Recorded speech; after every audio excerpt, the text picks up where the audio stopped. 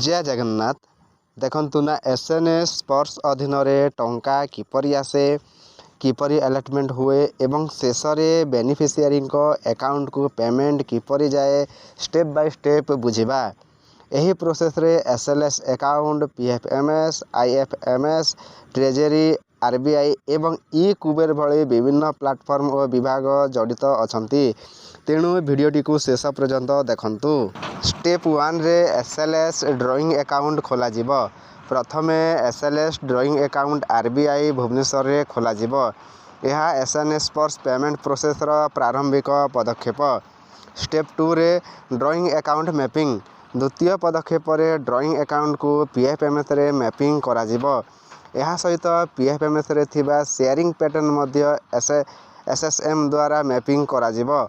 अर्थात टंका केउ माध्यम रे ओ केउ शेयरिंग पैटर्न अनुसार जीवो सेतिपई यह एक गुरुत्वपूर्ण स्टेप। स्टेप 3 रे मदर सैंक्शन। तृतीय पदक्षेप रे गवर्नमेंट ऑफ इंडिया पक्षरु मदर सैंक्शन जारी करा जिवो। एही सैंक्शन आधार रे परवर्ती स्टेट लेवल फाइनेंशियल प्रोसेस आगकू बढ़िबो। स्टेप 4 रे स्टेट सैंक्शन। मदर सैंक्शन पर स्टेट लेवल रे स्टेट सैंक्शन प्रस्तुत करा जिवो।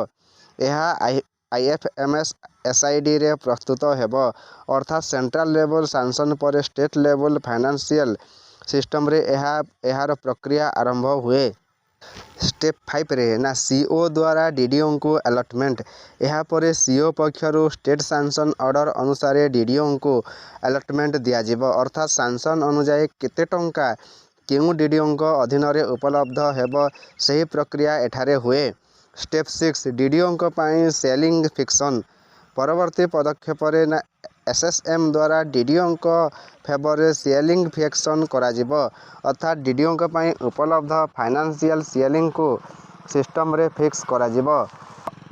स्टेप 7 AI onboarding एवं सीलिंग फिक्सन। यह पर DDO द्वारा इम्प्लीमेंटेशन एजेंसी बा AI onboarding करा जिवो। सही समय AI फेवर मध्य सेलिंग फिक्सन करा जिवो। यह फल रे AI परवर्ती पेमेंट प्रोसेस पाई सिस्टम रे अंतर्भुक्त हेबो। स्टेप 8 AI द्वारा क्लेम प्रस्तुत। यह AI बा इम्प्लीमेंटिंग एजेंसी तांकर क्लेम प्रस्तुत करिवे। एही क्लेम सैंक्शन ऑर्डर एवं उपलब्ध सेलिंग आधार रे प्रस्तुत हेबो। अर्थात जेतिकी सैंक्शन और सेलिंग उपलब्ध अछि सही अनुसार क्लेम प्रस्तुत हेबो। स्टेप 9 क्लेम और कंसोलिडेशन एवं बिल जेनरेशन। AI द्वारा प्रस्तुत क्लेम पर DDO पक्षरु क्लेम कंसोलिडेशन करा जिवो। यहाँ पर बिल जेनरेट करा जिवो। अर्थात विभिन्न क्लेम को एकत्र करी पेमेंट पाई बिल प्रस्तुत करा जिवो। स्टेप 10 ना बिल ऑथेंटिकेशन एवं ट्रेजरी को सबमिशन। परवर्ती पदक्षेप रे ना DDO पक्षरु बिल को ऑथेंटिकेट करा जिवो। ऑथेंटिकेशन बिल पर ट्रेजरी रे सबमिट करा जिवो। एठारू ट्रेजरी लेवल रे बिल प्रोसेसिंग आरंभ हेबो। स्टेप 11 ना ट्रेजरी रे बिल प्रोसेसिंग।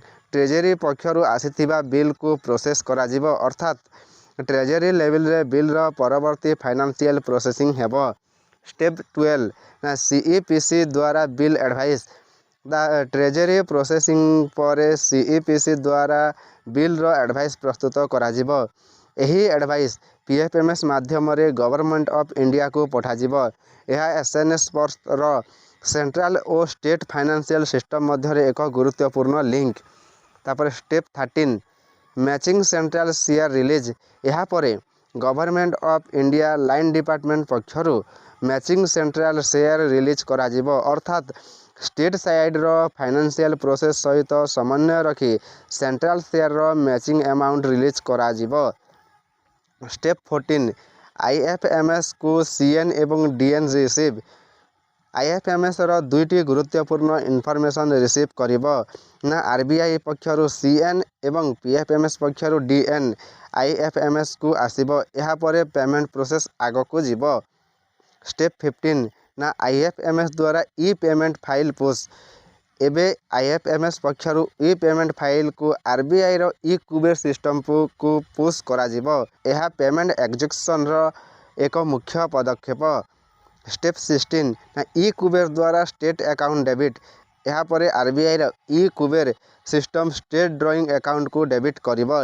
एही अमाउंट परवर्ती पदक्षेप बेनिफिशियरी अकाउंट को क्रेडिट होगापाई जीव अर्थात एठारो एक्चुअल पेमेंट ट्रांसफर प्रोसेस आग को बढ़िवो। स्टेप 17 ना डीएन एवं आरएन फाइल आईएफएमएस को सेंड शेष ना ई कुबेर डीएन एवं आरएन फाइल को आईएफएमएस को पठाइब। जदि कोनोसी पेमेंट फेलुअर हुए तेबे सही पेमेंट को एक्जिस्टिंग प्रैक्टिस अनुसार सेटल करा जिवो। एहीपरि भाव एसएनए स्पर्शर पेमेंट प्रोसेस फ्लो संपूर्ण होता है। तो मोटामोटी भाव यह थिला एसएनए स्पर्श संपूर्ण प्रोसेस फ्लो जो सैंक्शन ठारू आरंभ कर क्लेम बिल प्रोसेसिंग एवं शेष बेनिफिशियरी अकाउंट को पेमेंट पहुँचाई समस्त स्टेप आमे बुझीनेलु। तो यही वीडियो देखिया आम चैनल को लाइक शेयर सब्सक्राइब करी रखंतु।